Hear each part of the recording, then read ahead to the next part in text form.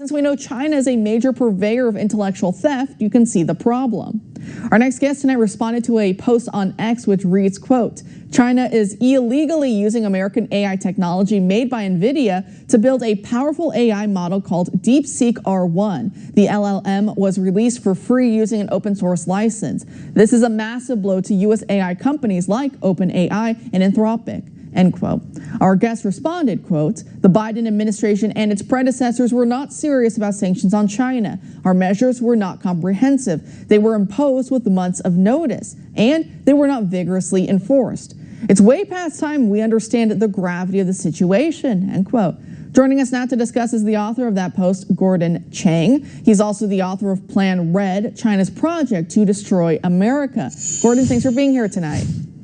Well, thank you so much, Kara. Great, so I think I speak for many of us who may be out of the loop, but what exactly is DeepSeek? DeepSeek is artificial intelligence. It actually is a competitor to OpenAI's ChatGPT. And it is taking the world by storm because it was made with a relatively little amount of money and it was produced very quickly. And that means that our programs, which are enormously expensive, take years to produce, just seem a little bit out of date.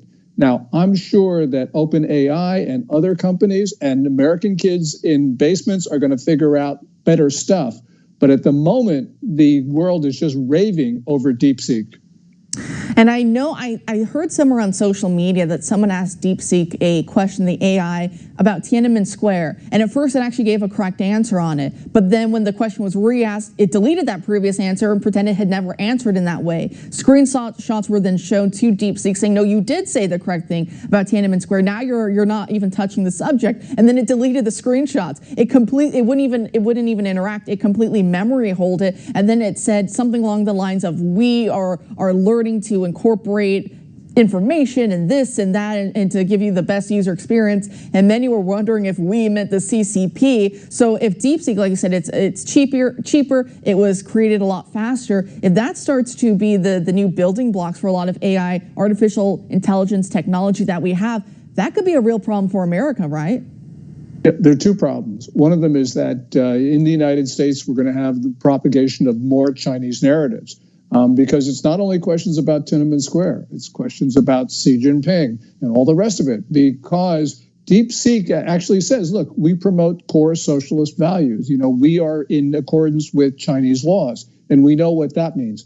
The other issue, Kara, is that because this is AI, it accumulates enormous amounts of data and information. So this is like TikTok on steroids, which means we've now got another problem with China taking all the intellectual property in the United States and putting it to the service of a militant regime, which decides we are the enemy. So yes, two problems.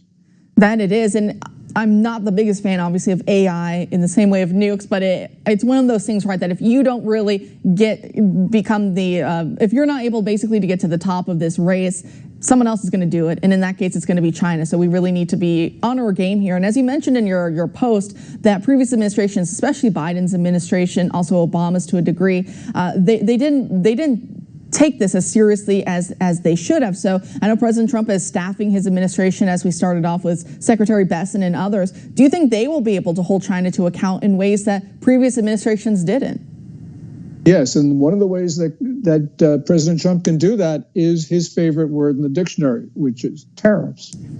China right now is extraordinarily dependent on the U.S. market, more so than in 2018 when President Trump imposed his first round of Section 301 tariffs. And that means that we now have more power over China. Xi Jinping has actually put the fate of his regime in our hands because right now his only way out is to export more. And the U.S., which is the biggest market in the world, is irreplaceable. So if Trump were to go forward with the tariffs on China, as he's talked about, that puts China in a very, very difficult position. So yes, we do have the leverage. And this is asymmetric, but asymmetric policies are the ones that work best in this situation. That they do. Gordon, thank you so much for joining us tonight.